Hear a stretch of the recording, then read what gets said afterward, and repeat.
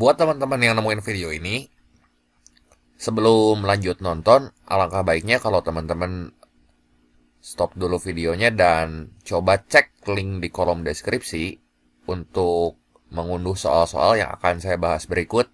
Kemudian teman-teman bisa coba dulu sendiri, baru nanti kita sama-sama bahas gitu ya. Supaya teman-teman juga bisa ngerjainnya nanti ketika UTBK. Nah, langsung aja di sini buat teman-teman yang udah nyoba ngerjain, saya akan bahas satu set soal penalaran kuantitatif. Dimulai dari soal yang pertama dulu. Nah, ini jika 40 dikali 1/4 dikurangi 4 bagi setengah sama dengan P, ini nilai P-nya berapa? Nah, yang ini mah gampang aja ya. Ini mah harus bisa, wajib bisa ya, berarti si 40. Ini kita kaliin sama 1/4 gitu ya. Yang di dalam kurung ya kita kaliin dulu. Itu kan perkalian ya. Terus min 4 bagi setengah tuh ya, ini bisa kita tulis kurang gitu ya. Ini kasih kurung 4 bagi setengah, berarti 4 kali 2/1 gitu.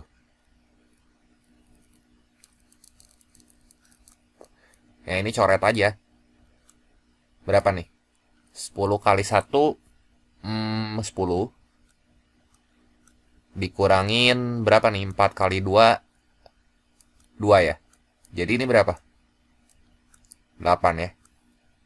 Ini soal mengisi ya. Jadi soal nomor 1 jawabannya yang 8 ya. Nah, soal nomor 2 diketahui bahwa fx itu sama dengan akar 20 min 4x ya, untuk x-nya kurang sama dengan 5. Nah, jika f inverse-nya itu sama dengan 2D plus 1, nilai 3D berapa? Ya udah aja ini kita inversin dulu ya. F inverse 0 itu kan sama dengan 2D plus 1. Nah, biar gampangnya di sini kita cari nilai x-nya gini aja. Ini kita punya fx. Kalau inverse tuh kan ya dibalik. Ini sama dengan akar dari 20 min 4x. Ya. Nah, kalau f inverse 0 sama dengan 2D plus 1, berarti ya udah aja, supaya kita tahu nilai x-nya di sini. Tinggal kita buat ini aja. 0 gitu ya. 0 tuh jadi hasil. Ini sama dengan akar dari 20 min 4x gitu.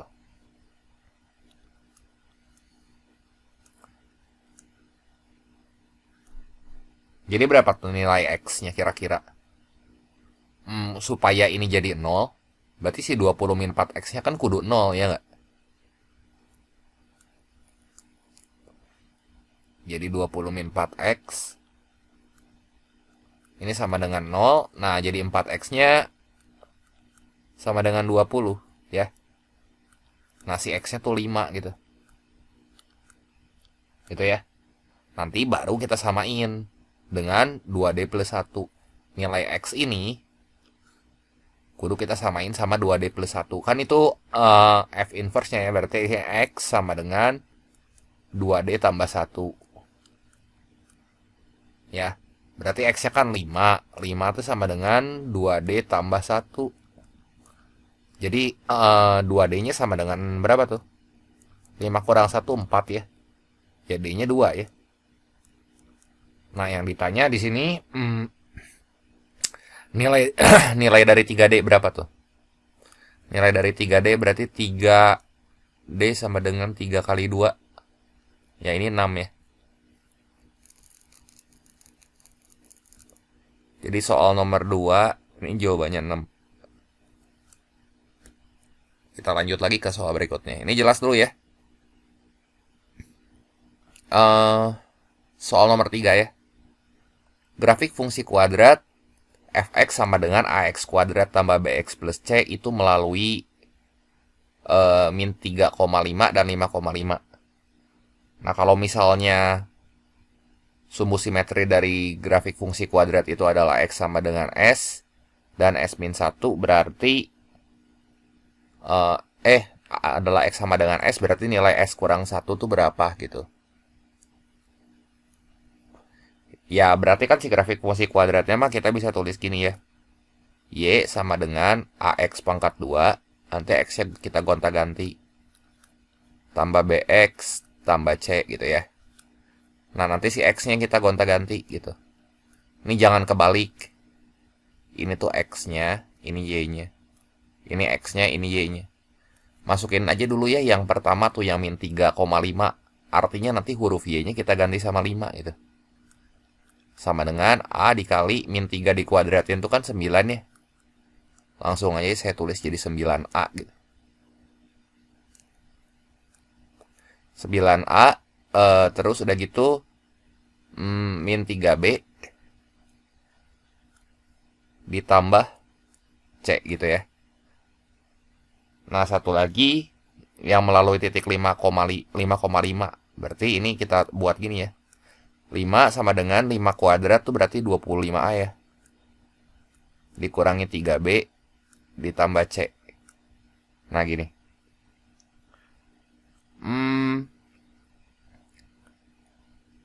Ini coba ya kita kurangin aja. Ini kan sama tuh, sama-sama 5. Nah, ini kita kurangin nih. Eliminasi. Jadi 9 dikurangin 25 berapa? Pelan-pelan ya eliminasinya, bisa salah ngitung. 9 kurang 25 kan minus 16A. Terus minus 3B tambah 3B, minus 3B, minus 3B itu artinya ditambah gitu ya. Ya, berarti oh, ini sorry, ini 5B kudunya ya. Nah, ini 5B nih. Saya salah ngitung. Minus 3B, minus 5B jadi berapa tuh? Minus 8B kan. Nah, ini 0 nih. Kan C kurang C mah habis. Nah, jadi 16A di sini sama dengan minus 8B ya. Jadi A-nya berapa? Di sini. Biar gampang mah gini aja. Kita bagi 8 nih masing-masing. Berarti ini 2 ya. Jadi kan B-nya sama dengan minus 2A. Gitu. Ya. Nah, sekarang kalau misalnya yang ditanyanya sumbu simetri, kita punya fungsi kuadrat bentuknya kayak begini. Nah, sumbu simetri itu kan berarti XS. Nah, itu rumusnya apa, Cik? Negatif B per 2A kan? Ya udah. Di sini kan B-nya jadi negatif 2A, kita udah tahu nih. Ini B-nya. Si A-nya mah ya tetap aja jadi A gitu. Jadi sama dengan minus 2A ya 2A kan. Dibagi 2A gitu ya. Nah, ini sumbu simetrinya. Katanya XS tuh sama dengan S. Ya udah, S-nya berapa nih? 1 kan? Yang ditanya S kurang 1. S kurang 1 ya 0 ya. Jadi soal nomor 3 ini jawabannya 0 ya. Nah, kita lanjut lagi ke soal yang berikutnya, yang keempat ya.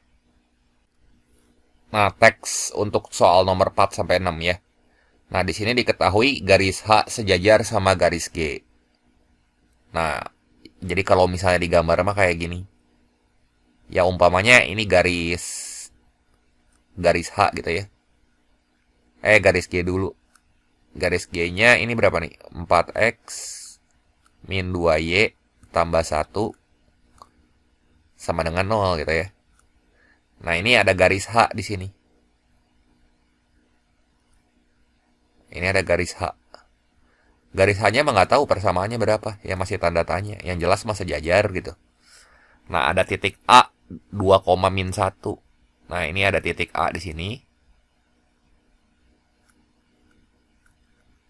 Nah, jarak titik A ke garis ini pasti pada lupa ya rumusnya. Jangan lupa nih rumus ini. Titik ke garis. Nah, jadi jarak titik ke garis tuh rumusnya apa? Jarak titik ke garis. Ini tuh rumusnya gini. D sama dengan AX tambah BY tambah C dibagi akar A kuadrat tambah B kuadrat mutlak. Tuh ada mutlaknya, saya lupa nulis. Nah ini ada mutlaknya gitu. Ya. Nah ingat ini rumusnya. Gitu ya. Nah, masalahnya di sini kita tuh belum tahu persamaan garis H. Oh ya, itu yang ditanya ya, persamaan garis H. Nah, kan garis H sejajar sama garis G. Kalau sejajar berarti nanti tuh gradiennya bakal sama gitu. Yang beda ya cuman si koefisien belakangnya doang. Jadi umpamanya garis G tuh 4x min 2y plus 1. Si H-nya ini pasti bentuknya kayak gini. 4x min 2y cuman ditambah sesuatu gitu. Ditambah berapa gitu. Misalnya ditambah apa ya? Ditambah M. Misalnya gitu ya.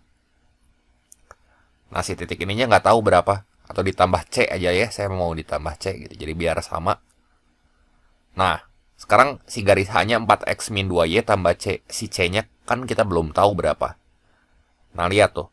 Di rumus jarak titik ke garis. Ini A, B sama C-nya nih. Kudu bisa misahin. Ini A, ini B, ini C gitu. Jarak titik ke garis kan rumusnya itu tuh. Ya D sama dengan mutlak AX plus BY plus C per akar A kuadrat tambah B kuadrat. Berarti jarak titik ke garisnya tuh akar 5. Kita tulisin aja ya, akar 5 sama dengan mutlak dari A-nya tuh 4 dan titiknya. Nah ini titiknya nanti yang jadi X, Y. Ini X-nya, ini Y-nya gitu. 4 kali 2 gitu ya. Tambah B, B-nya berapa tuh? Minus 2 ya. Min 2 kali min 1 tambah C. Nah ini C-nya belum tahu. Dibagi akar dari A kuadrat tambah B kuadrat. Berarti akar dari 16 ditambah 4. Nah gini. Ya. Ini berapa tuh? 4 kali 2, 8. 8 tambah 2, 10. Yang ini akar 20. Akar 20 kan. Ya udah ini tinggal dihitung. Akar 5 sama dengan mutlak 10 ditambah C dibagi 2 akar 5 gini kan. Nah berarti 2 akar 5-nya kita kali silang aja sama yang ini nih. Jadi 2 akar 5 kali akar 5 kan 10. Sama dengan mutlak 10 tambah C. Oh ya udah aja di sini ya ada 2 kemungkinan atau nilai C-nya. Yang pertama 10 tambah C ini tuh bisa sama dengan 0. Yang kedua 10 tambah C ini kan minus ya. Minus dalam kurung ini sama dengan 10. Berarti kalau yang pertama mah C-nya sama dengan ini kudu sama dengan 10, sorry. Yang pertama mah C-nya kudu 0, ya nggak? Kalau mutlak kan 1 plus 1 minus gitu ya. Jadi yang di dalam mutlak ini 1 plus, satu lagi ada minusnya tuh. Nah sekarang C-nya yang pertama mah 0. Cuman kalau 0 kayaknya kan nggak mungkin persamaan garis H-nya tuh bisa jadi 4x min 2y. Di pilihan ganda mah nggak ada ya. Yang kedua, C-nya berapa? 10 tambah C sama dengan min 10. C-nya berarti minus 20 ya. Oh ya udah aja di sini berarti H yang kedua ini kemungkinannya 4x min 2y minus 20 gitu. Sama dengan 0 gitu ya. Ini kan sama dengan 0-nya jangan lupa nih.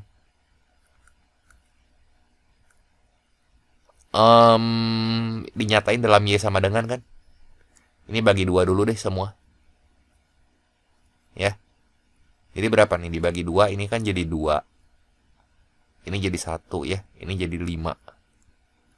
Nah jadi min Y-nya pindah ke kanan tuh. Jadi kan Y sama dengan 2x kurang 5. Ada nggak jawabannya? Ah itu tuh ada tuh. Yang C ya. Begitu. Ini kok 5. Sorry, bukan 5. Bukan 5. Maaf. Min 20 dibagi 2. Ini tuh 10. Sorry. Ya. Nah, ini 10 nih. Gitu. Ya, jadi ini Y sama dengan 2X min 10. Nah, sekarang soal nomor 5 coba kita lihat. Nomor 5, jika titik potong garis H dengan sumbu X yang mungkin adalah P, Q atau R, S, ya kan, dengan P-nya lebih dari R. Nah, itu garis H-nya tuh kan bisa dua kemungkinan ya. Nah, jadi bisa Y sama dengan 2X min 10. Satu lagi ya bisa Y sama dengan 2X gitu ya. Y sama dengan 2X. Ngerti ya kenapa? Dari sini nih. Ini kan persamaan kemungkinan garis H yang pertama nih. Ini yang kedua gitu. Ya. Yang kedua berarti bisa Y sama dengan 2X. Yang kedua berarti Y-nya sama dengan 2X gitu. Terus yang ditanya nilai R kurang P. Dan itu tuh titik potong garis H dengan sumbu X yang mungkin. Ya.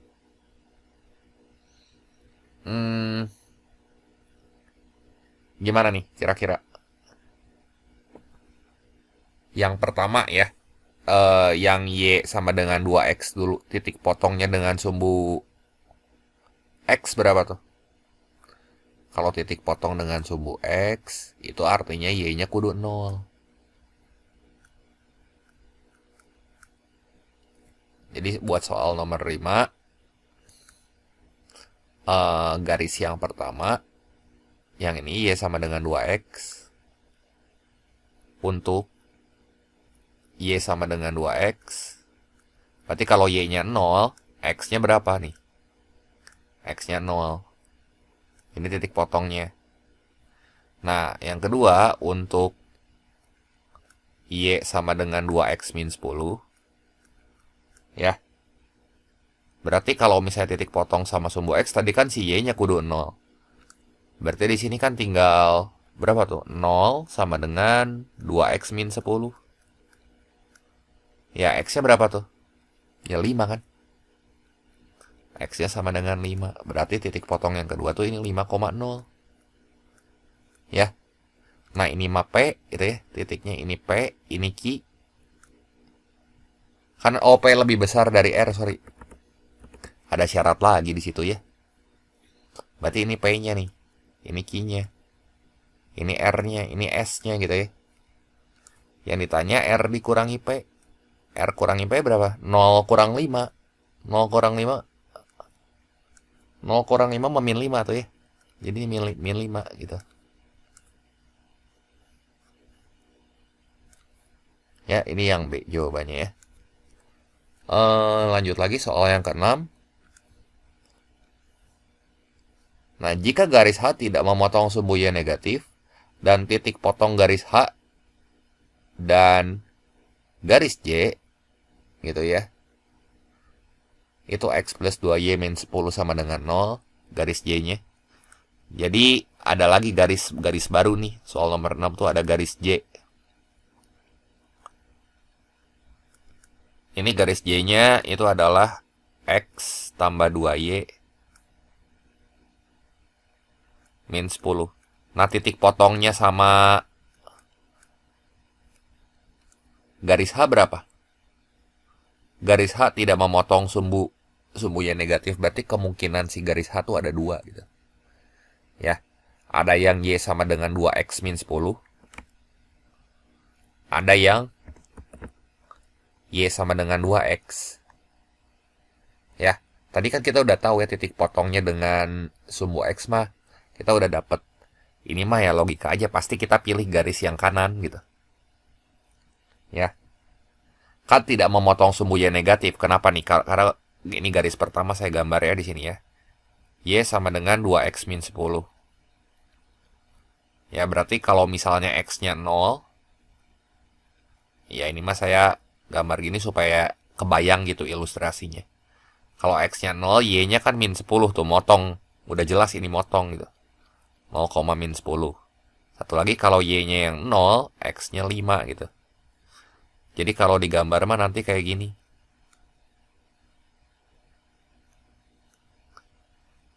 Nah, ini si garis H-nya. H tuh ada dua kemungkinan ya. Yang pertama mah yang kayak gini tuh. Berarti ini anggaplah ini min 10 gitu, si titik ini ya min 10. Si gambarnya nggak proporsional tapi ya is oke lah. Ini Y, ini Y lagi, ini X. Ini Y gitu. Nah, itu titik potongnya tuh. Dengan sumbu Y negatif. Ini kan jadi min 10. Ya kan 0, min 10, satu lagi 5,0 ya. Berarti ini 5 nih. Nah, kalau kita lihat, ini yang nggak memotong sumbu Y negatif yang mana? Garis H yang Y sama dengan 2X atau yang Y sama dengan 2X min 10? Ya jelas kalau dia nggak motong sumbu Y negatif mah garis yang Y sama dengan 2X kan lewatin 0,0 ini. Ya. Jadi ini garis H yang dimaksud gitu. Ya. Y sama dengan 2X. Nah, terus udah gitu titik potongnya dengan garis Y. Nah, ini kan kita udah punya Y sama dengan 2X. Tinggal masukin aja ke sini, ya. Jadi, titik potongnya tipot tuh titik potong ya. Tipot garis H dan Y. Berarti X ditambah, nah huruf Y kita ganti sama 2X. Kurang 10 sama dengan 0. Jadi 1X tambah 4X itu 5X ya. 5X min 10 sama dengan 0. Berarti 5X sama dengan 10. Nah, berarti di sini X-nya berapa tuh? 2 ya. Nah, X-nya 2. Masukin ke yang Y sama dengan 2X. Ya. Berarti kan untuk X-nya 2, Y-nya sama dengan 2 kali 2 ya. Jadi Y-nya sama dengan 4. Ya, titik potongnya berarti X, Y, jangan kebalik. 2,4. Gitu deh. Ya. Nah, jadi jawabannya yang mana tuh? 2,4. Ini jangan kebalik yang A ya. Kita lanjut ke soal berikutnya. Nah, ini teks buat soal nomor 7 sampai 9. Persegi ABCD punya panjang sisi S. Intinya apa sih yang ditanya di perbandingan luas aja ya. BE sama dengan EC dan CF sama dengan 3D. Ya, ini saya gambar lagi aja ya. Ini ada persegi. Terus udah gitu titik E pada BC. Ya udah jelas itu mah ya. Titik F pada CD. Ya. BE sama dengan EC dan CF sama dengan 3FD. Ini ya supaya gampang soal kayak gini. Biar nggak pusing, nanti kita misalnya pakai angka gitu. Pakai angka aja, nggak usah pakai variabel-variabel. Nanti malah jadi susah. Ya.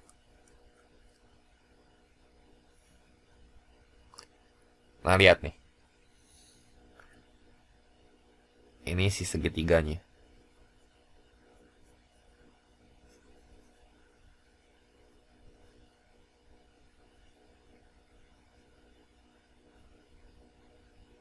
Yang pertama ya, saya lihat kita tandain dulu di sini. BE sama dengan EC. Ini BE ya. BE sama dengan EC. Berarti perbandingannya berapa? 1:1 kan? Ya. 1:1. Ini 1, ini 1. Terus CF sama dengan 3FD. Ini CF nih. CF, FD.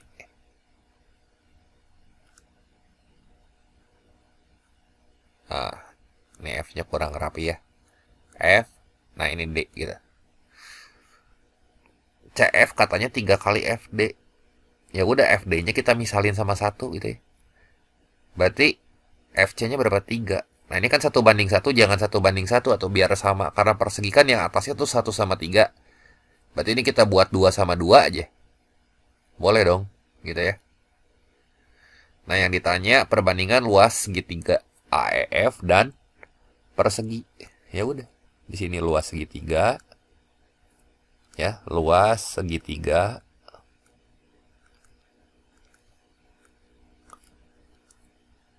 dibanding dengan luas persegi.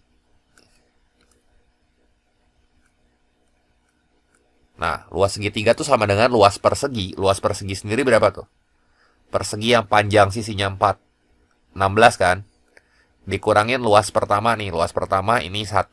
Misalnya luas pertama yang ini ya. Nah, berarti ini alasnya 4. Luas 1 gimana nih? Luas persegi yang itu. Setengah kali alas kali tinggi. Berarti setengah dikali alasnya 4. Tingginya 2. Kurangin luas 2-nya yang ini deh. Berarti setengah dikali alasnya 3. Tingginya 2. Satu lagi yang ketiga nih. Ya. Berarti alasnya 1, tingginya 4. Kurang setengah dikali 4 aja. 1 kali 4 kan 4. Nah, terus kita bagi. Ini sama luas persegi. Luas perseginya 16 kan, 4 kali 4 ya. Ini coret aja nih. Nah, ini berapa nih? Ini 2, ini 3, ini 4. Ya, jadi 16 dikurang 9, 7 ya.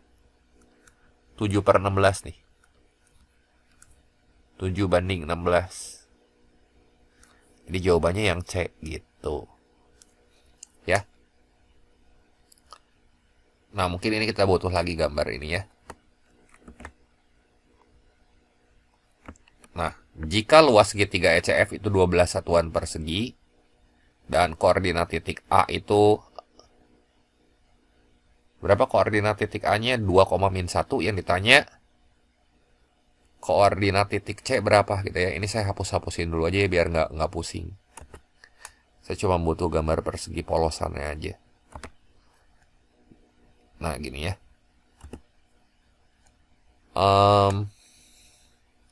Luas segitiga ECF itu 12 satuan persegi. Ini A ya. ECF berarti 3, 2. Ini kan perbandingan nih. ECF tuh yang ini kan. Berarti nanti kita kudu tahu panjangnya. 12 satuan persegi. Nah, ini kan perbandingan semua tuh ya, angka pembanding ya. Berarti kalau angka pembanding saya pakai aja ini A gitu. Berarti setengah luas segitiga dulu ya, sorry. Luas segitiga di sini atau luas ECF. Buat tahu panjangnya nih, kita harus tahu bikin dulu persamaan ini. Setengah kali alasnya tuh 3A kali tingginya 2A. Berarti 12 itu sama dengan setengah dikali 3 kali 2, 6 ya. 6A kuadrat. Nah, ini coret aja nih. Ini kan 3. 12 bagi 3, 4 ya. Jadi A kuadratnya sama dengan 4. Ya, A-nya sama dengan 2 nih. Karena angka pembanding kan. Ini saya hapus-hapusin lagi nih. Berarti nanti panjang si FC-nya mah 6 satuan gitu. Ini F ke C nih ya. F ke C-nya ini 6 satuan panjangnya loh. Atau jarak titik F ke C. Nah, kalau dari C ke E ya ini 4 satuan.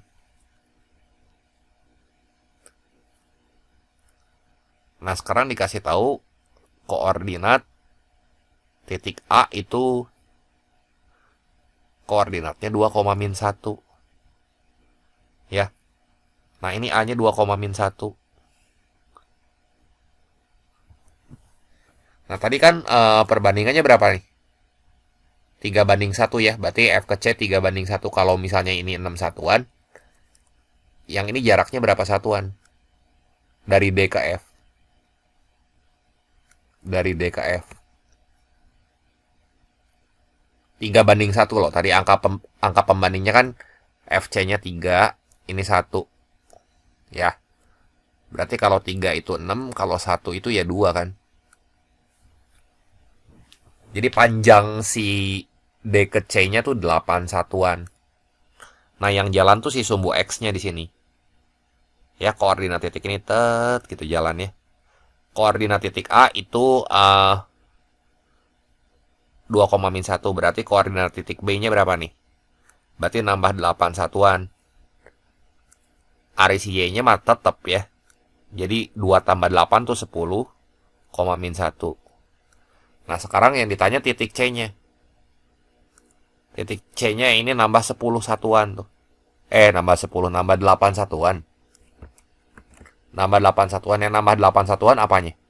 Yang Y-nya, karena kan di sini yang gerak tuh ya si Y-nya. Si X-nya mah tetap 10 gitu ya. Jadi 10, nah ini min satunya kita tambahin sama 8 satuan.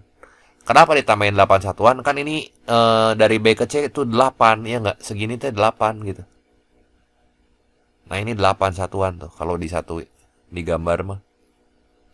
Nah ini 8 satuan gitu ya. Jadi min 1 tambah 8, 7 kan. Nah jadi koordinat titik C-nya,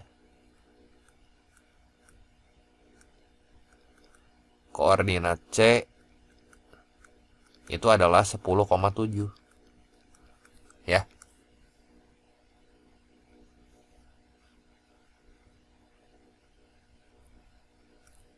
Ini saya batasin dulu ya. Biar nggak liar. Nah, soal nomor 9, cos sudut FAB. FAB gitu ya. FAB itu berarti ya, saya gambar lagi sih segitiga polosannya ya.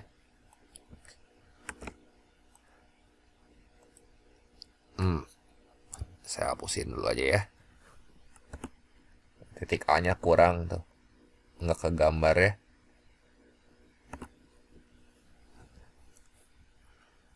Nah, ini titik A-nya di sini kan. FAB berarti kalau digambar mah nanti kayak gini nih. Ya. FAB. Berarti ini 4 satuan. Terus yang FA berapa nih? Panjang FA itu Pitagoras aja tuh. Panjang FA 1 sama 4 akar 17 kan ya. Berarti akar 1 tambah akar 1 kuadrat tambah 4 kuadrat, ini akar 17 nih FA. Ya. Ini biar nggak pusingnya si segitiga birunya saya hapus aja gitu ya. Nah gini. Jadi saya ganti sama segitiga kuning aja ya. Diganti sama segitiga kuning. Nah, lihatnya gambar segitiga ini nih.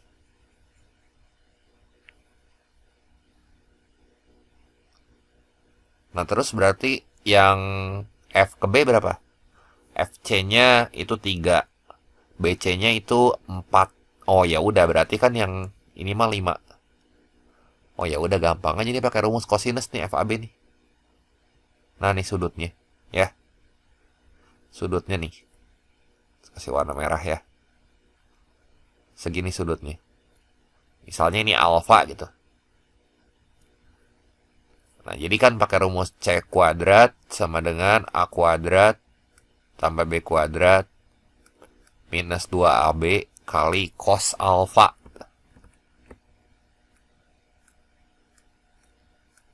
Berarti C itu sisi di depan sudut alfa. Itu kan 5 kuadrat ya.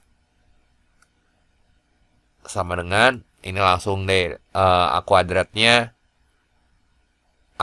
tuh berarti ini 4 kuadrat. Ini saya langsungnya bikin 25 gitu. Jadi biar nggak gampang hitungnya. Pokoknya 5 kuadrat tuh 25. A kuadratnya tuh 4 kuadrat tuh 16. Ditambah akar 17 dikuadratin ya 17 ya. Kurangi 2 kali A-nya berapa? A tuh sisi yang mengapit sudut alfa. Ini kan A-nya 4 ya. Sini B-nya akar 17 gitu. 2 kali 4 kali akar 17 cos alfa. Nah, nanti kita hitung nilai si cos alfanya. Ini jadi tinggal dihitung nih, jadi berapa nih? Hmm, 25 sama dengan 16 tambah 17 teh 33 ya. Dikurangi 8 akar 17 cos alfa gitu ya. Gimana nih jadinya? Tiga-tiganya pindah ruas ke kiri kan jadi minus 8 sama dengan minus 8 akar 17 kali cos alfa. Nah, si cos alfanya yang kita mau cari di sini. Bagi aja min 8 ya kiri kanan. Ya udah, nanti si cos alfanya sama dengan 1 per akar 17. Ya. Jadi ini berapa? 1/17 akar 17 ada nggak?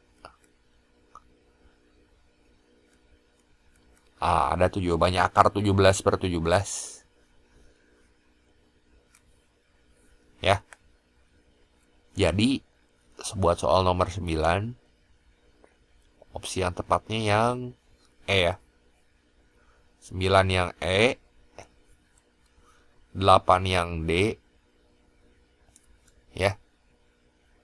7 yang C gitu ya. Nyambung nih semua. Begitu. Jelas ya?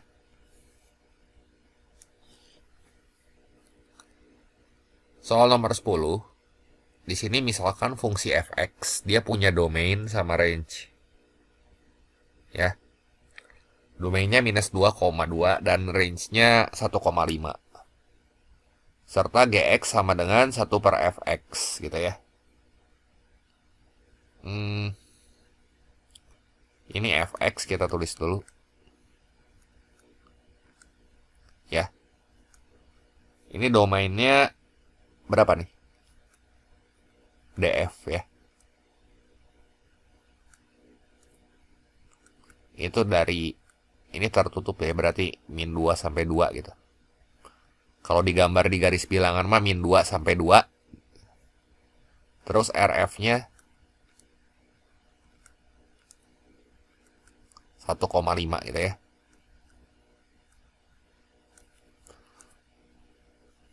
Sorry. Nah, sekarang yang ditanya, jika domain dan range fungsi G berturut-turut A, B, dan C, D nilai dari A kuadrat min B kuadrat tambah C kuadrat min D kuadrat. Ya udah, ini kan fungsi Gx-nya ya. Gx tuh dikasih tahu itu sama dengan 1 per fx ya. Ingat ya, ini jadi fungsi pecahan ya. Kalau fungsi pecahan nanti si domainnya nggak terdefinisi di 0. Dan yang ditanya A kuadrat min B kuadrat tambah C kuadrat min D kuadrat. Nah ini nih. Nah ini faktorin. Jadi gimana coba? A min B kali A plus B tambah C min D kali C plus D gitu ya. Tapi BTW ini buat nentuin si A sama B-nya dulu yang penting ya. Domain fungsi f-nya gimana? Si range fungsi f-nya gimana? Nah, domainnya. Nah, ini kan dari minus 2 sampai 2 tuh. Ya. Ya, berarti di sini kalau 1 per fx, ini domainnya dari yang terkecil aja.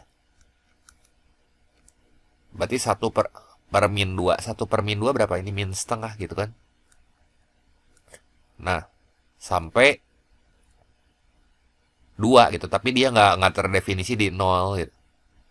Jadi min setengah sampai 0 atau 1 sampai atau 0 sampai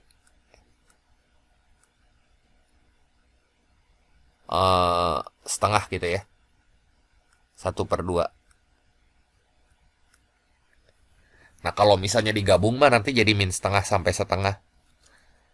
Gitu ya. Jadi kayak gini, min setengah sampai setengah ini kalau digabungin. Cuman kalau di 0 teh nggak boleh. Nanti di sini x tidak sama dengan 0, kita bisa nulisnya gini gitu. Kalau rf-nya gimana? Range-nya berarti hasilnya kan. Hasilnya ya udah kita bagi aja 1 bagi 1. 1 bagi 1 berapa? 1 ya. 1 bagi 5 1/5. Berarti yang lebih kecil dulu ya. 1/5,1 gitu ya. Ya kan? Gampang nih domain range mah. Lihatnya gini aja. Ini kita punya garis bilangan tuh. Fungsi fx-nya. Nah ini -2 sampai 2 gitu maksudnya mah gini.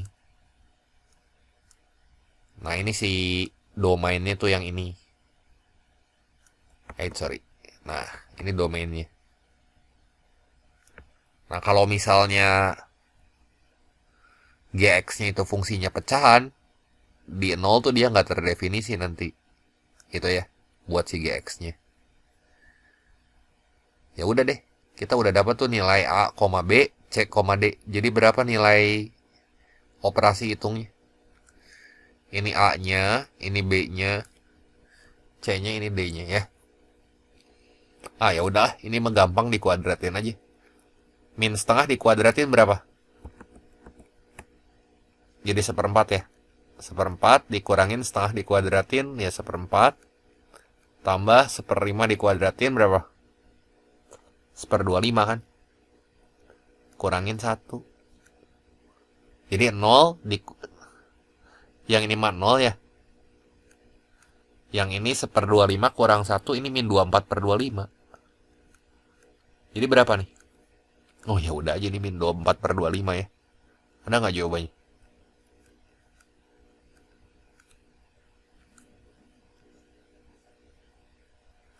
Yang ini ya, yang D. Ya, kayak gitu. Ya, sebagai pengetahuan aja ya. Tadi kalau misalnya fungsinya pecahan, ingat sekali lagi ini harus ada X tidak sama dengan 0. Nggak boleh 0 nih. Jadi kalau digambar si domain G-nya ya, yang ini tekan min setengah. Nah ini min setengah, terus ini 0, ini setengah. Gitu ya. Nah nanti dia kayak gini, tuh bolong. Cuman kan digabung tuh. Kalau digabung mah ya min setengah sampai setengah. Soalnya si tandanya teh kurung siku gitu. Yang di soal tuh ini tandanya kurung siku. Jadi ya kudu min setengah sampai setengah. Begitu. Jelas ya? Soal nomor 11 nih. Himpunan penyelesaian dari pertidaksamaan A pangkat 2X min Q itu kurang dari A pangkat X plus 2 ya. Dengan A-nya lebih dari 1. Ya kalau kayak gini mah ikutin aja sih tanda ketasamaannya. Tanda pertidaksamaannya ya. Jadi 2X min Q itu kurang dari X plus 2 gitu ya. Jadi nanti X-nya kurang dari Q plus 2 gitu. Terus satu lagi yang bawah. B pangkat X min 1 itu kurang dari B pangkat 3X plus Q. Dengan B-nya di antara 0 sampai 1. Ya. Nah kalau kayak gini ya berarti nanti kudu dibalik tuh kan misalnya setengah si B-nya gitu. Kalau setengah nanti tanda pertidaksamaannya harus dibalik. Kan setengah diubah jadi 2 pangkat min 1 gitu. Kalau minus kan tanda pertidaksamaannya nanti harus kita balik kayak gini nih. Ya jadi yang mengandung variabel X-nya kita pindahin tuh. X-nya pindah kanan tuh jadi 2X. Q-nya pindah kiri jadi min Q min 1 ya. Ya udah di sini jadikan 2X kurang dari min Q min 1. X-nya kurang dari berapa tuh? Min Q min 1/2. Ya. Ini udah sama nih. Ya kan? Yang ditanyakan nilai Q, ya kita samain aja berarti ya.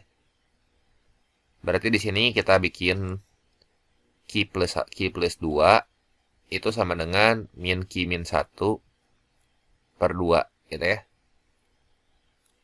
Jadi kali 2 semua ya. Jadi berapa nih? 2Q plus 4 sama dengan min Q min 1. Min Q-nya pindah ke kiri jadi 3Q. Si 4-nya pindah ke kanan jadi min 5 gitu ya. Min 1 min 4 kan min 5. Jadi Q-nya min 5 per 3. Min 5 per 3 berapa sih? Min 1, 2 per 3 ada nggak jawabannya?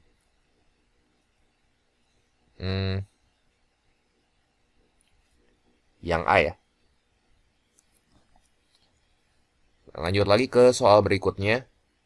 Nah, misalkan matriks Q adalah 2, 1, 4, 3 dan inverse matriks P adalah 5, 4, min 2, 1 dikurangi 2, 2, min 3, 0.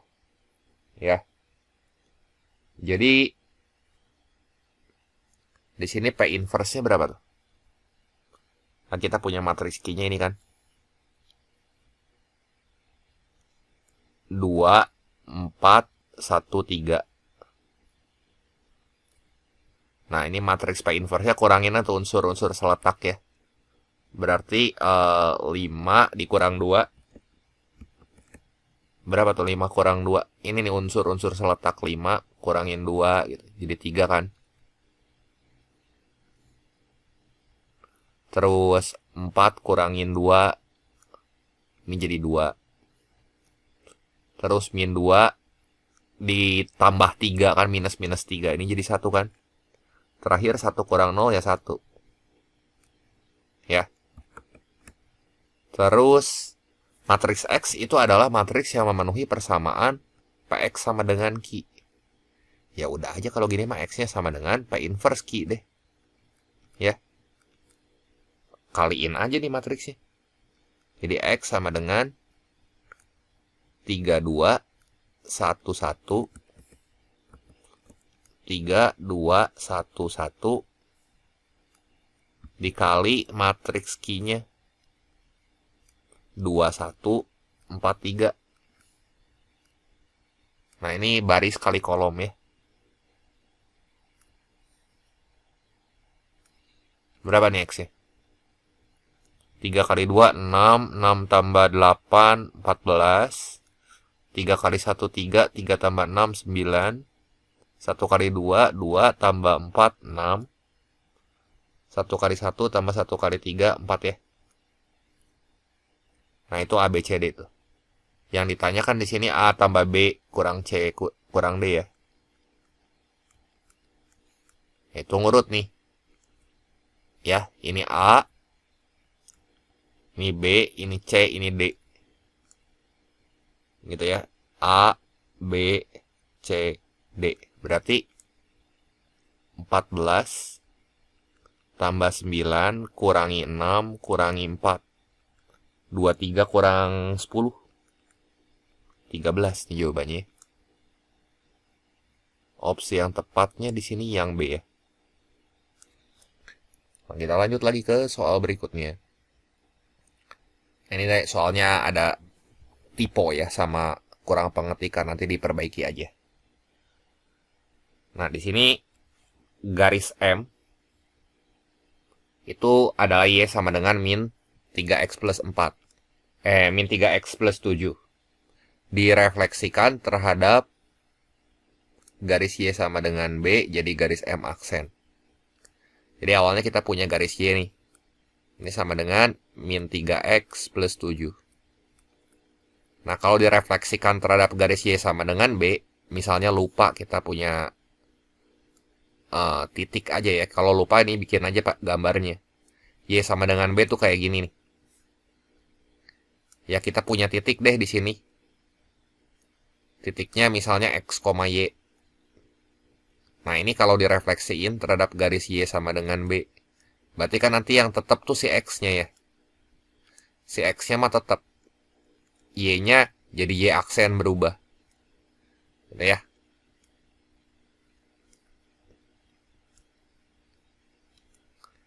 Ya kan X-nya tetap tuh. Ini awalnya Y tuh di sini. Ini jadi Y aksen gitu. Ini kalau titik. Nanti kita bisa aplikasiin ke garis. Nah, yang pertama refleksi terhadap garis Y sama dengan B. Intinya ya, di sini kalau misalnya direfleksi terhadap garis Y sama dengan ini tuh X, tetap jadi X. Terus Y bakal jadi 2B kurang Y gitu. Jadi nanti di sini kita ganti si huruf Y-nya sama 2B kurang Y gitu. Jadi 2B kurang Y sama dengan min 3, X-nya kan tetap. Ini tambah 7 gitu. Ya. Jadi gimana nih? Kita buat dulu jadi bentuk Y sama dengan aja deh. Jadi min Y sama dengan min 3X tambah 7 dikurangin 2B gitu ya. Kalau jadi Y sama dengan tuh jadi Y sama dengan kali min 1 semua. Min 3 kali min 1 tuh 3X. Ini min 7 tambah 2B. Nah, ini yang pertama. Ya, ini tuh namanya garis M aksen ya. Ini kan garis M nih. Ya. Ini garis M aksen. Nah, sekarang ini pakai titik 2 aja ya.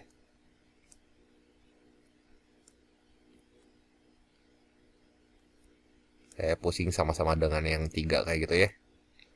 Nah, terus garis M aksen ditranslasikan satu satuan ke kanan dan 2 satuan ke kiri. Nah, ininya yang penting mah ya. X jadi apa, Y jadi apa. Cuman kita mengacu dari garis M aksen nanti. Nah, di sini berarti X itu bakal jadi kalau translasi digeser satu satuan ke kanan, berarti nanti positif gitu. Jadi X ini jadi X min 1. Yang Y itu kudu jadi digeser 2 satuan ke atas, berarti Y min 2. Nah, nanti berarti huruf Y di sini kita ganti sama Y min 2 gitu. Jadi nulisnya kayak gini. Y min 2 sama dengan 3 kali X-nya kita ganti sama X min 1. Jadi 3 kali X min 1 min 7 tambah 2B. Ya.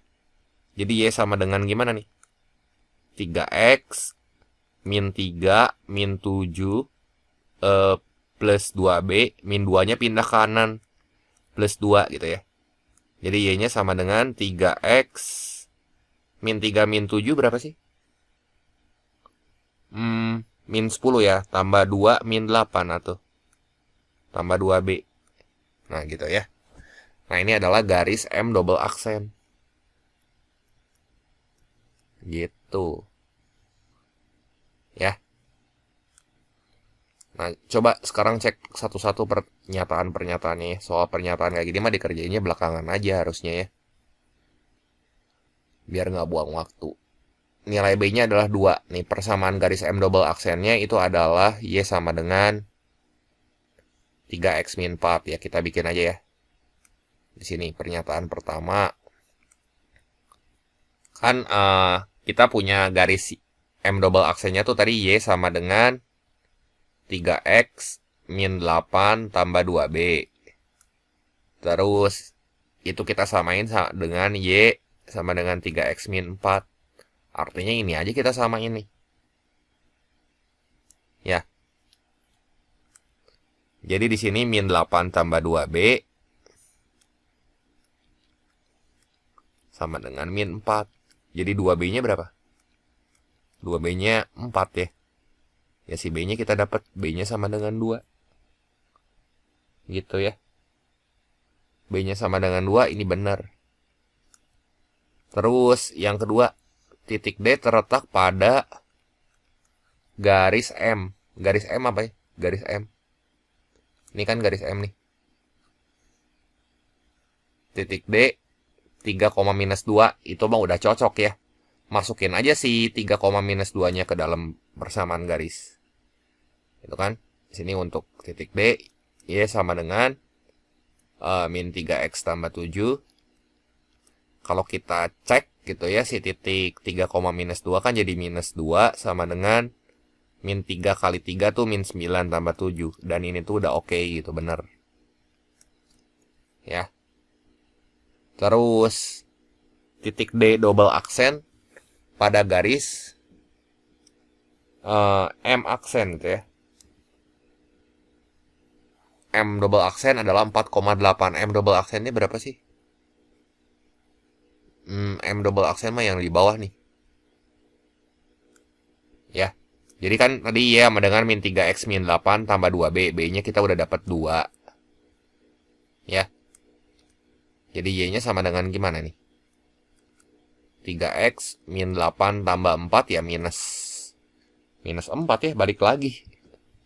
Berarti ya di sini Y sama dengan minus 3X tambah 4.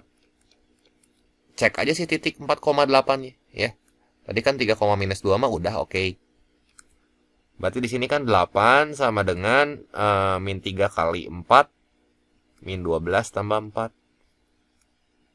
Gitu ya. Y-nya sama dengan 3X minus 4. Oh, 3X minus 4. Sorry. Ini harusnya 3X nih. Jadi 12 dikurangin 4 gitu. 12 kurang 4 berapa? 8 nih. Ini juga betul nih. Jadi bener nih. Titik persamaan garis M, titik C 3,6. C 3,6 itu terletak pada garis, harus terletak pada garis Y sama dengan 3X min 3. Ya, berarti yang ketiga coba kita cek di sini ya. Garisnya adalah Y sama dengan 3X min 3. Berarti titiknya kan 3,6. Di sini tuh 6 sama dengan 3 kali 3 tuh 9 ya. Ini benar juga nih. Ya. Yang keempat, persamaan garis M aksen itu adalah Y sama dengan 3X min 3. Bener nggak? Ya, cek aja di sini kan min 7 tambah 2B min 7 ditambah 4 min 3 ya. Jadi Y-nya sama dengan 3X min 3. Ini kan min 7 minus 2 kali 2 ya. Minus 2 kali 2, minus 7 ditambah 2B gitu. Minus 7 ditambah 2B. Jadi minus 7 ditambah 4. Ya bener ya, ini sama dengan jadi Y sama dengan 3X min 3. Nah, bener semua tuh ya. Ini bener, ini bener. Jadi jawabannya bener tuh yang semua pilihan ya. Gitu. Lanjut ke soal berikutnya. Di sini sebuah kerucut punya volume, maksudnya ya, memiliki volume 2500 per 3. Kita gambar aja dulu ya kerucut nih. Sorry. Ini sih segitiganya kurang bagus. Kita gambar ulang aja.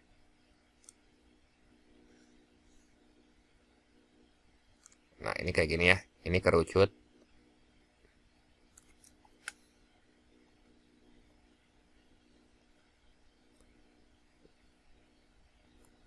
Nah, terus dia punya tinggi 25. Nah, ini tingginya nih. Tingginya 25. Jari-jarinya belum tahu ya. Ya, volume kerucut aja, volume kerucut. Itu rumusnya apa? Buat ngecek pernyataan 1 nih. Volume kan sama dengan 1/3 pi R kuadrat kali T ya. Berarti 2500 pi per 3 itu sama dengan pi per 3, nanti dicoret nih. Kali R kuadrat dikali T-nya 25. Ganti si T-nya sama 25. 3 sama 3-nya buang, pi sama pi-nya buang. Ini coret jadi 100. R kuadrat sama dengan 100, berarti R-nya akar 100 ya 10 ya. Ini 10 R-nya. Ini jari-jarinya 10. Ini benar ya. Terus garis pelukis tuh yang ini S. Lihat aja segitiga yang ini. Ini siku-siku kan. Ya udah, kalau siku-siku berarti S-nya sama dengan akar dari 25 kuadrat tambah 10 kuadrat. Berapa nih? 625 tambah 100. Akar 725 ya. Akar 725 berapa sih? Coba ya.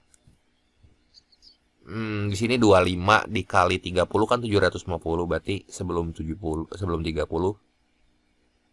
29. Nah, ya udah nih kita keluarin aja nih dari dalam akar si 25-nya. Jadi kan sama dengan 5 akar 29. Ya, ini S-nya.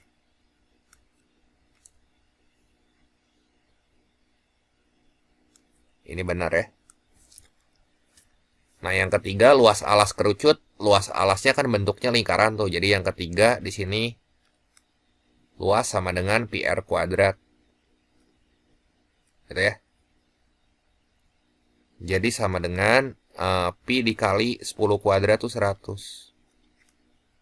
Jadi luasnya sama dengan 100 Pi nih.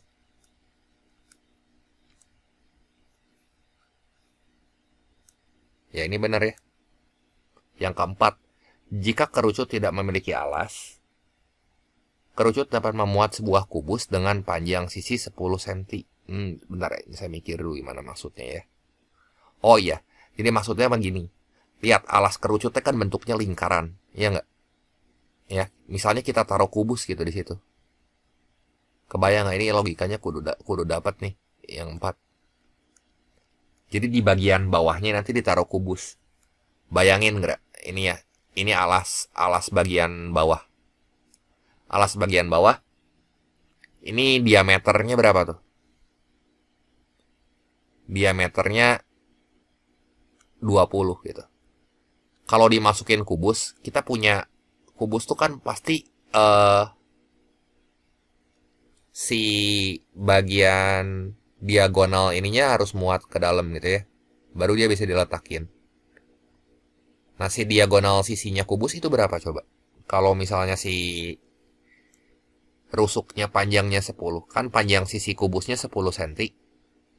Kalau panjang sisi kubusnya 10 cm, ya, ini 10 cm, berarti si diagonal sisinya berapa? 10 akar 2 ya. 10 akar 2 tuh ya sekitar 14 lah. Jadi si kubusnya mahi itu masuk kalau misalnya kita taruh ke dalam gitu. Ya. Nah, tapi kalau misalnya di bagian atasnya, pada ketinggian 10 cm gitu, ini kita punya kubus gitu. Kalau kubus kan pasti ini tingginya 10 cm. Sama semua kan si rusuknya. Nah, kita harus tahu nih, ini muat nggak di bagian atasnya? Di bagian atasnya kan nanti ada bagian lingkaran yang kecil nih. Ya. Muat nggak? Nah, gitu. Di ketinggian 10 cm teh berapa sih ininya nih? Luas alas bagian kerucut yang kecil ini berapa? Ya, ini kan bagian bawah ya. Ini bagian bawah. Nah, kalau bagian atas, nah lihat gerai yang ini. Ini saya warnain ya, yang saya warnain biru. Ini tuh kita harus hitung di ketinggian 10 cm. Kan kubus mah sama semua si rusuknya ya. Ini kan 10 gitu ya, misalnya. Nah, berarti jari-jari yang ini kita harus tahu dulu berapa nih, buat tahu diameternya. Ini berapa nih kira-kira jari-jarinya? Lihat, segitiga itu kan sebangun. Kalau misalnya itu 10, berarti jaraknya dari atas ke alas kerucut yang di tengah sini, ini 15. Ya kan, ketinggiannya kan 25 tadi. Ya, si tingginya 15. Nah, si ininya kita nggak tahu nih, kita misalin aja X gitu. Segitiganya kan sebangun. Berarti dari kesebangunan itu kita bisa lihat ya. Ini panjang X-nya berapa? Ini X, ini 15, ini 10. Ini jari-jarinya 10 ya. Berarti kalau 15 sama dengan 25, segitiga yang kecil sama dengan segitiga yang besar. Ini yang kecil tuh yang di atas ya. Kalau misalnya 15 tambah 10 kan 25. Ya. Terus kalau X mah sama dengan 10. Jadi yang kiri buat segitiga kecil, yang kanan buat segitiga besar.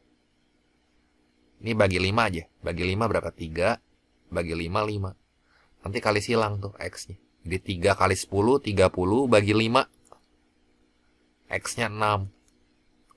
Nah, berarti jari-jarinya 6 tuh. Si lingkaran yang bagian atas, itu tuh si jari-jarinya 6. Kalau jari-jarinya 6, ini diameternya berapa? Diameternya 6 kali 2, berarti 12 kan? Nah, sekarang kalau misalnya kita taruh kubus yang ini, yang diagonal sisinya, itu 10 akar 2. 10 akar 2 teh 10 dikali 1,4, ya sekitar 14 lah ya. Sekitar 14. Kira-kira masuk gak? Ya kegedean kan si kubusnya. Si bagian atasnya ya. Jadi nggak cukup karena di sini 12. Itu teh kurang dari 10 akar 2 gitu. Jadi jika tidak memiliki alas, kerucut dapat memuat sebuah kubus dengan panjang sisi 10 cm, masalah ya. Jadi jawabannya benar ini 1, 2, 3 gitu. Ya. Oke, kita lanjut lagi ke soal nomor 15. Nah, misalkan A, B, dan C itu adalah bilangan bulat gitu ya. Dan A plus B gitu ya. A plus B dan B plus C itu ganjil. Ya kalau bingung ya pakai variabel-variabel, misalin pakai angka. A plus B ini ganjil. Gitu ya. Ini saya tulis ganjil. Terus apa lagi nih?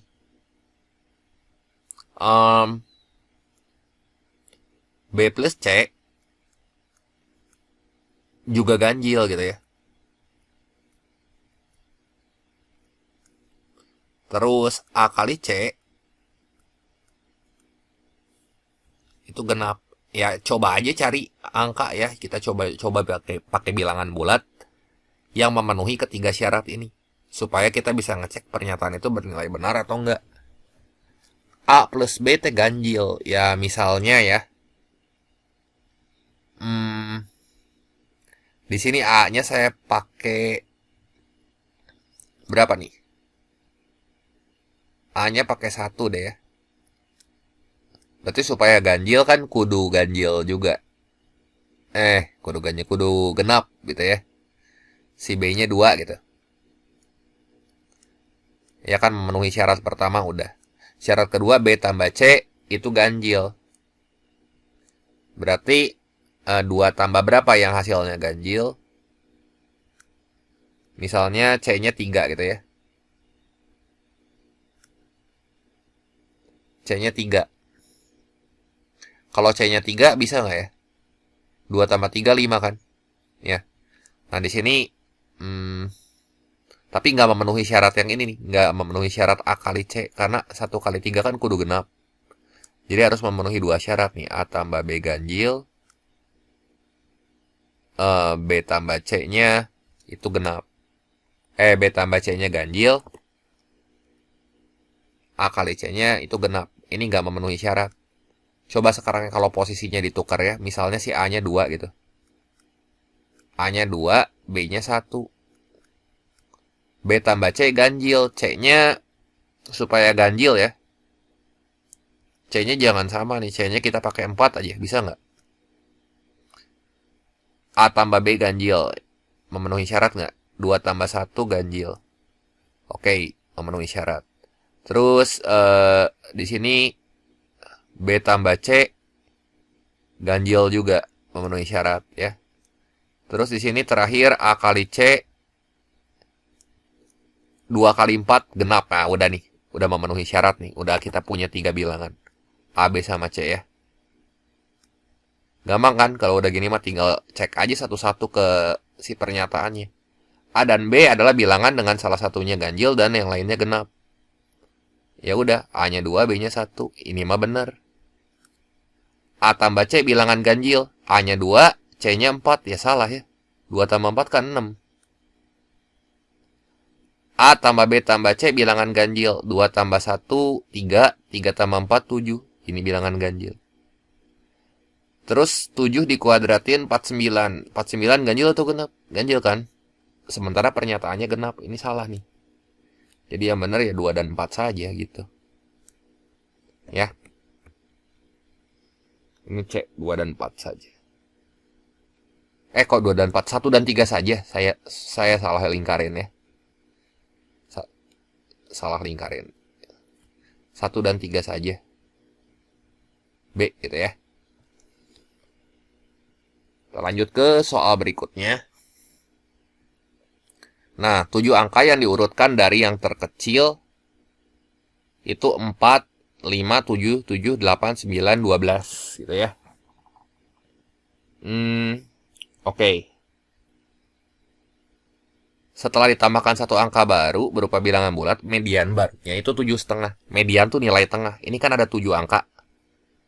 Ya, itu tapi udah diurutin. Dan kita nggak tahu angkanya berapa. Intinya mah mediannya 7,5 gitu. 7 angka berarti di sini kita buat 7 slot aja ya. Ya gini aja. Ada 7 slot. 1 gitu ya. 2 3 4 5 6 7. Nah, ini lebih 1 ya. Nah, 7 terus udah gitu ditambahin satu angka baru gitu. Ditambahin satu angka baru. Angka barunya berupa bilangan bulat sehingga median barunya itu adalah 7,5. Cuman kita nggak tahu ya setelah diurutin teh si angka barunya nanti nambahnya bakal di sebelum median atau di sesudah median gitu. Median kan nilai tengah nih. Letak median tuh di sini. Nah, ini ada median di sini. Nah, mediannya nilainya 7,5. Itu yang udah pasti mah informasi di soal. Nah, berdasarkan informasi yang diberikan, manakah hubungan antara kuantitas P dan Q? Berikut yang benar. Nah, sekarang kita lihat ya. 4, 5, 7, 7, 8, 9, 12. Kalau itu nilai tengahnya ya, mediannya berapa tuh? Kalau 7 angka. Itu 7 ya. Nah, supaya 7,5, mau nggak mau kan si ini mah angkanya harus 7. Terus ada gitu, ini harus 8 gitu. Dan kita punya angka-angka terurut di sini.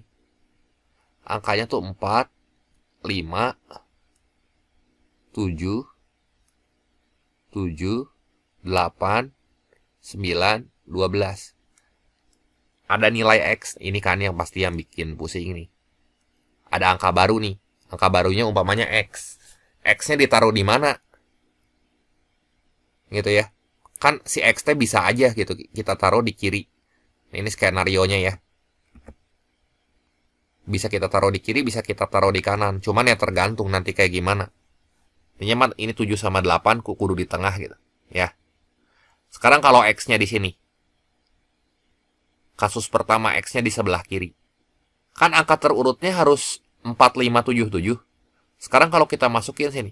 4 kita masukin sini. 5, 7, 7. Ngegeser atau ya 1. Kalau ngegeser mah ini nggak bisa gitu. Si mediannya nggak akan jadi 7,5. Malah mediannya jadi 7.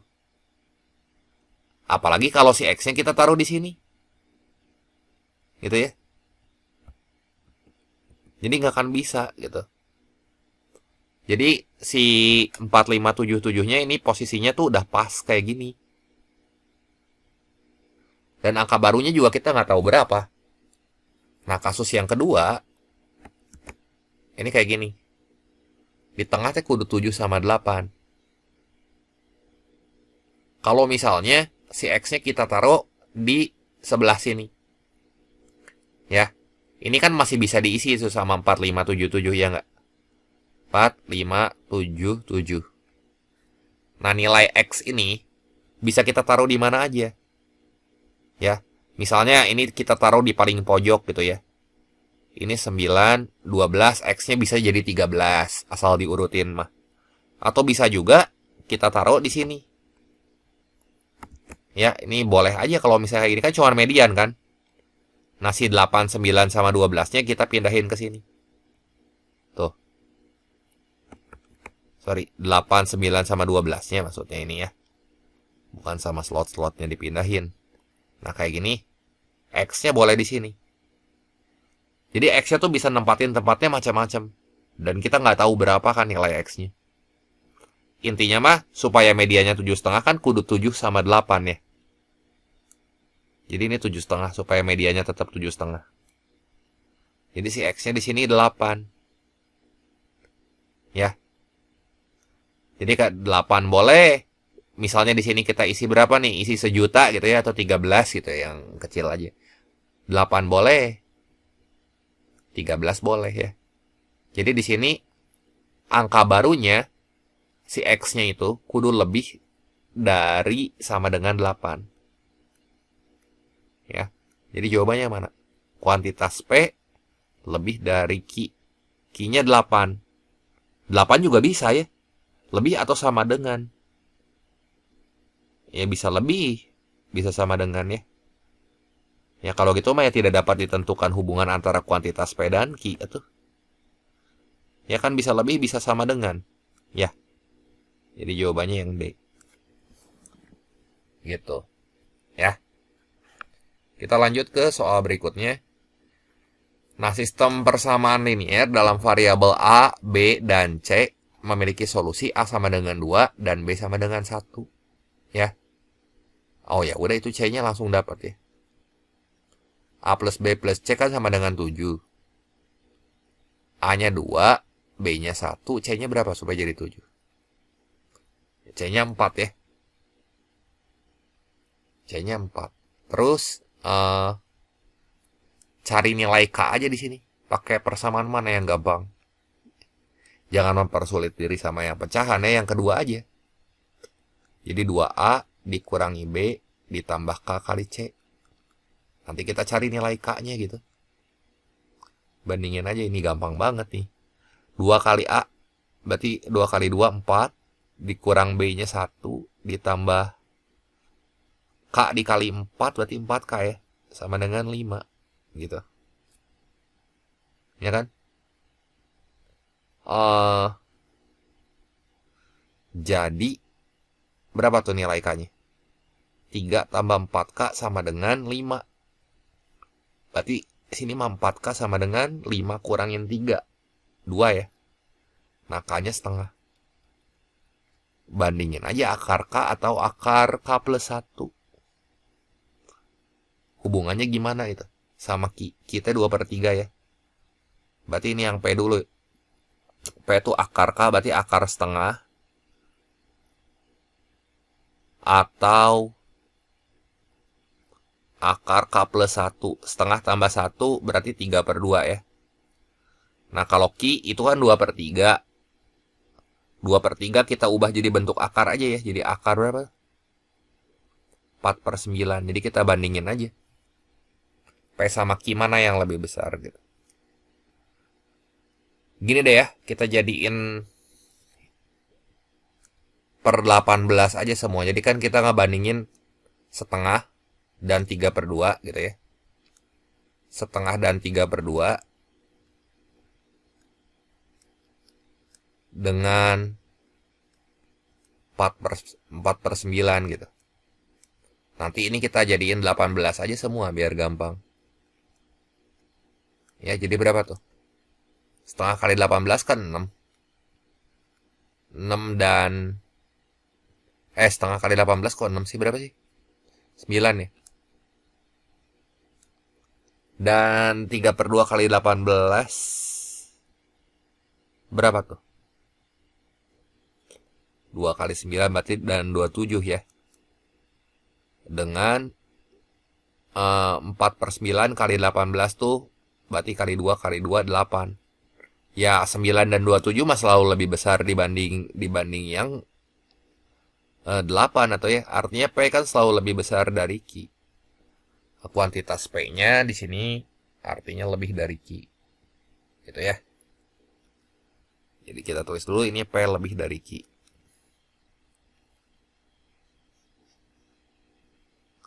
Jadi jawabannya yang A gitu ya. Kita lanjut ke soal nomor 18. Nah, ini perhatikan ada flowchart gitu ya. Inputnya kita lihat coba ya. Inputnya di sini kalau misalnya A sama dengan 11, katanya akan menghasilkan D sama dengan 7. Terus kalau misalnya A-nya sama dengan 12, itu akan menghasilkan D sama dengan 24. Dengan nilai N yang memenuhi syarat min 5 sampai 5 gitu ya. Berarti cari aja flowchart yang ada N-nya. Nanti ini teman-teman zoom sendiri aja ya. Berarti yang ada N-nya tuh yang ini nih. Flowchart yang ini. Ini kan M. Berarti udah enggak nih yang ini mah pasti. Ini yang ini flowchartnya. Ya udah kita start mulai dari A ya. Jadi yang pertama buat nilai A-nya 11. A-nya sama dengan 11, maka B-nya itu kan 2A-1. Ya, jadi berapa nih B-nya? 2 dikali 11 tuh 22 ya. 2 dikali 11 22 itu jangan pakai yang ini ya. Karena itu kan nanti arahnya ke sini. Nggak usah dihitung yang 11 mah arahnya ke sini nih. Ya tapi nggak apa-apa deh buat ngecek. 2 kali 11 tuh 22. 22 dikurang 1. 22 dikurang 1 ya 21. Bulat nggak? Ya ini bulat kan. Kalau dibagi sama 3 ya. Kan 21 bagi 3 itu bulat nggak? Bulat. Berarti D-nya ini bulat. FPB antara B, M. Berarti 21, M. Nah, nilai D-nya di sini 7 ya. Sama dengan FPB dari 21, M. Nah, M-nya mah nggak tahu berapa. Terus kalau A-nya 12. A-nya sama dengan 12. Berarti B-nya gimana? 2 kali 12, 24. 24 ya. 24 dikurang 1 ya 23 ya. Ini tidak bulat. Ya, kalau tidak bulat berarti C sama dengan B tambah N. C sama dengan B tambah N. C-nya belum tahu, N-nya juga belum tahu. Jadi ini 23 tambah N aja gitu. Nah, nilai D di sini KPK dari A, C. A-nya 12, C-nya 23 tambah N. Dan nilai D-nya di sini dikasih tahu 24 kan. Berarti 24 sama dengan KPK dari 12,23 tambah N. Ya KPK-nya ya kudunya 24 atau ya. Yang ininya harusnya 24.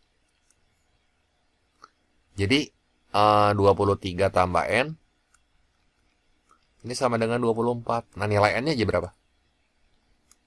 N-nya 1 kan. Nah, kalau N-nya 1 gimana dari hubungannya dengan 0? Ya udah 1 kan selalu lebih dari 0. Artinya kuantitas ini itu kuantitas P, ini kuantitas Q. Ya. Jadi kuantitas itu besar itu artinya.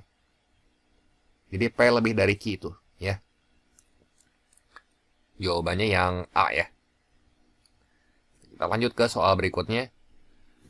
Soal nomor 19. Di sini ya.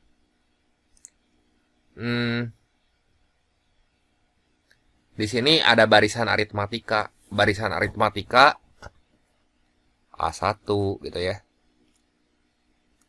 A2.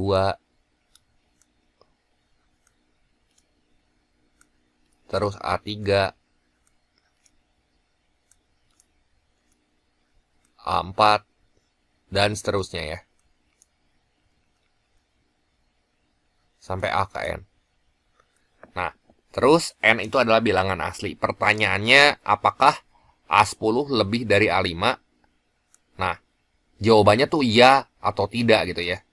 Yes or no. Jadi, kalau misalnya kita punya informasi atau punya data gitu yang diketahuinya cukup untuk membuat jawaban dari si pertanyaannya iya atau tidak salah satunya gitu ya. Ya artinya cukup pernyataannya. Kalau enggak ya nggak cukup.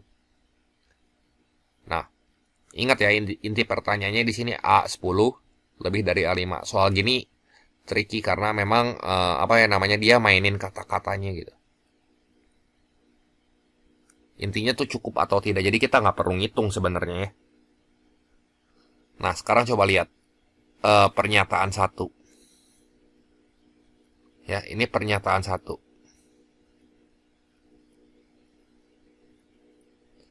Jumlah suku ke-1 hingga suku ke-5 itu adalah 35. Ya udah misalin suku pertama tuh A ya, suku kedua berarti A tambah B, kan aritmatika ini mah. Terus ini suku ketiganya A tambah 2B. Suku keempatnya A tambah 3B. Suku kelimanya A tambah 4B gitu ya. Nah ini kalau dijumlahin semua 35. Tambahin semua nih. Jadi berapa nih? 5A ditambah 3 tambah 3, 6. 6 tambah 4, 10. 10 ya. Jadi di sini S jumlah sampai suku kelima itu sama dengan 5A ditambah 10B. Nah ini sama dengan 35. Cukup nggak nih? Ya, A-nya kan lebih dari 0.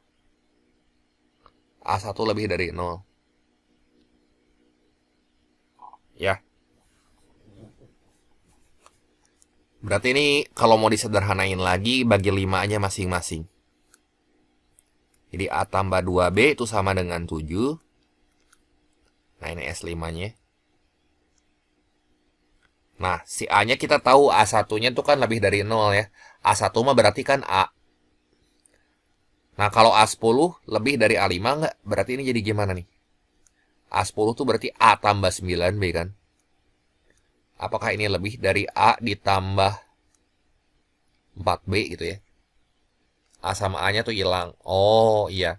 Ini tuh sama aja kayak dia nanya 9B itu apakah pasti lebih dari 4B? Jawabannya iya atau tidak. Sekarang kita lihat A-nya lebih dari 0. Positif kan si A-nya? Positifnya berapa aja? Misalnya 3 gitu. Kalau 3 tambah berapa yang hasilnya 7? 4 kan, berarti bedanya 2. Bedanya positif. Kalau bedanya positif mah ya. Kalau bedanya positif mah ya jelas ini benar gitu. Tapi kalau misalnya A-nya kita pilih 9 gitu. 7 dikurangin 9. Minus 2 kan. Minus 2 dibagi 2 kan minus 1. Min 9. Ya itu kan nggak lebih besar dari min 4. Jadi jawabannya bisa iya bisa tidak. Ya. Jadi nilai si B-nya itu tuh bisa lebih dari 0 atau B-nya kurang dari 0. Kalau misalnya kayak gini kan menimbulkan pertanyaan, ya. Jadi nggak cukup atau buat jawab pertanyaan apakah 9B itu selalu lebih besar dari 4B. Si B-nya bisa plus bisa minus mah ya tergantung. Gitu. Sekarang pernyataan kedua. Jumlah suku ke-6 hingga suku ke-10. Suku ke-6 itu berarti A tambah 5B. Suku ke-7 A tambah 6B. Selisih 1. Suku ke-8 A tambah 7B. Suku ke-9 A tambah 8B. Suku ke-10 A tambah 9B. Nah tambahin semua. Jadi 5A jelas ya, si B-nya 5 tambah 6, 11, tambah 7, 18, tambah 8, 26, tambah 9, 35 ya. Berarti ini jumlah 6 suku pertama nih. Jadi 5A ditambah 35B, ini sama dengan 70 katanya. Ya, jumlah suku ke-6 hingga suku ke-10 itu adalah 70. Bagi 5 semua nih. Jadi A ditambah 7B sama dengan 70 dibagi 5.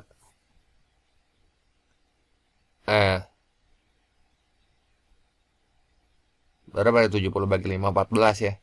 Gitu. Nah, sekarang lihat. Kalau misalnya soalnya kayak gini, berarti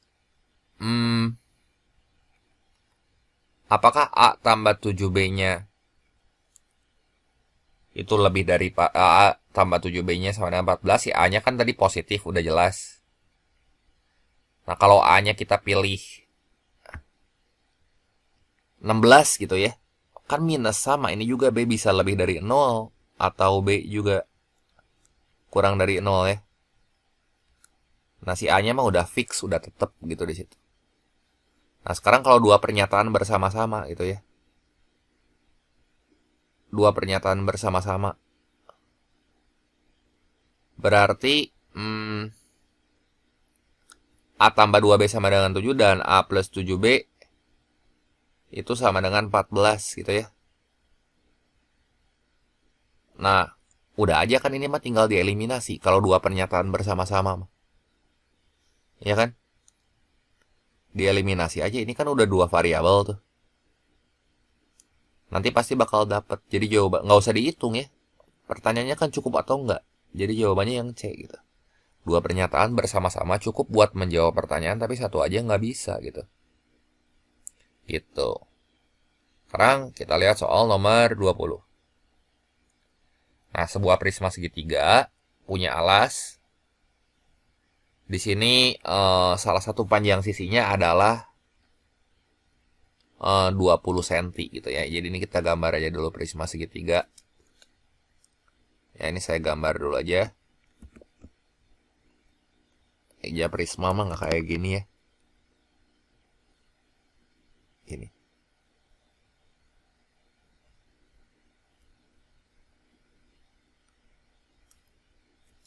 Nah, ini saya copy aja ya.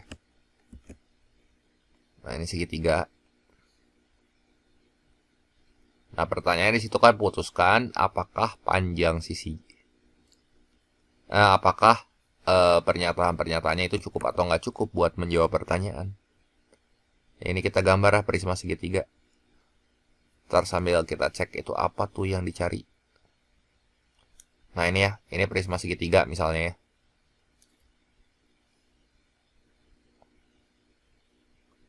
Nah, apakah luas bidang tegak lebih dari 3000?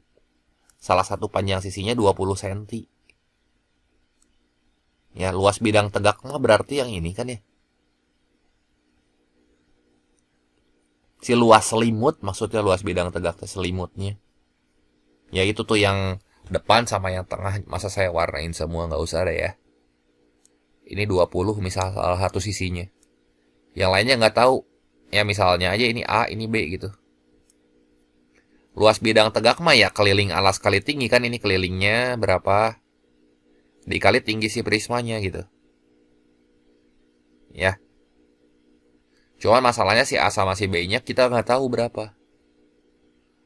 Nah, nanti dibantu sama dua pernyataan. Ya. Oke, berarti di sini kalau keliling alasnya alasnya kan bentuknya segitiga nih. A tambah B tambah 20. Ya. Berarti luas selimut. Sini kita tulis luas selimut.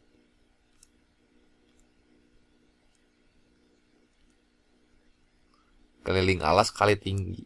Keliling alasnya tuh A tambah B tambah 20 kali tinggi. Luas selimutnya luas bidang tegaknya lebih dari 3000 nggak gitu. Jadi 3000 sama dengan ini. Oh gini, lebih dari 3000 atau enggak tuh jadi gini deh nulisnya supaya lebih rapih gitu ya. Ini kan luas selimutnya ini. Si pertanyaannya mah gini simpelnya. Dia bakal lebih enggak dari 3000? Cukup menghasilkan jawaban ya atau tidak gitu ya. Nggak usah dihitung.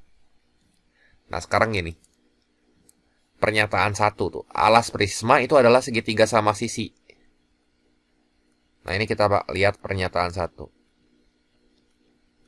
Kalau alas prismanya berbentuk segitiga sama sisi, berarti si A tambah B-nya mah kita tahu kan berapa?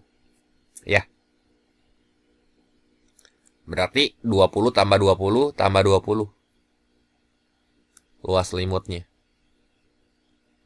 Itu adalah 60 ya. 60 kali T, 60 kali tinggi. 60 kali tinggi. Nah, di sini 60 kali tinggi apakah lebih besar dari 3000? Bukan T-nya yang ditanya. T-nya kan nggak tahu. Ya nggak bisa ya, ini tidak cukup pasti. Kesimpulannya ini tidak cukup. Terus, pernyataan yang kedua.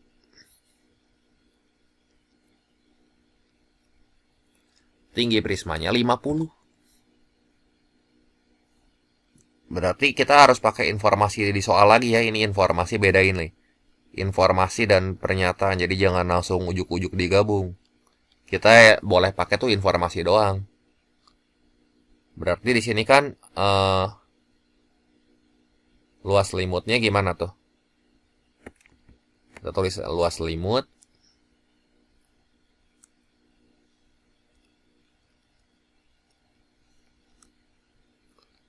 Sama dengan A tambah B-nya emang nggak tahu, tambah 20 kali 50 gitu ya.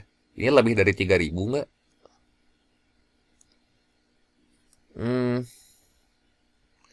Ini bisa dicoret sih sebenarnya. 3000 bagi 50 berapa?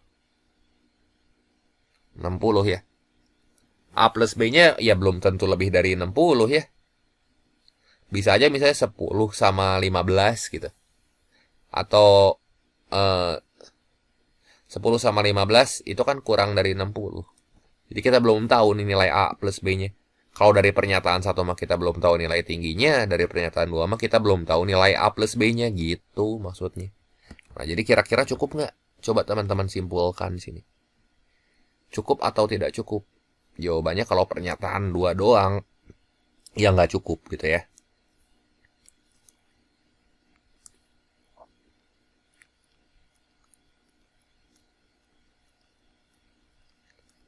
Nah, sekarang kalau 2 pernyataan bersama-sama, pernyataan 1 sama 2, berarti kan di sini kita tahu dari pernyataan 1 mah tingginya 60 T. Terus dari pernyataan 2 tingginya 50. Ya tinggal 60 kali 50 aja. Itu kan menghasilkan jawaban kan sama ya dengan 3000. Ya kalau pernyataan 1 sama pernyataan 2-nya digabung gitu. Ya, kita punya tingginya dan kita punya si keliling alasnya.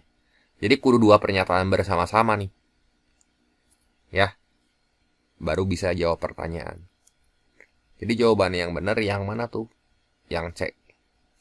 Ya biasanya mah kalau soal-soal kayak gini seringnya ya jawabannya tuh C. Jadi kalau misalnya nanti nembak gitu, pilih jawaban C aja. Gitu ya, karena ini jawaban yang paling logis sih biasanya. Ya nggak juga sih, bisa A, bisa B, bisa D, bisa E, tergantung. Cuman jawaban yang paling sering sejauh ini saya mengerjakan soal-soal TO, yang soal cukup atau tidak cukup gitu, itu paling banyak jawabannya 2 pernyataan bersama-sama gitu ya. Oke, demikian saja untuk video kali ini. Terima kasih untuk perhatiannya. Jangan lupa like, share, dan subscribe ya. Sampai jumpa.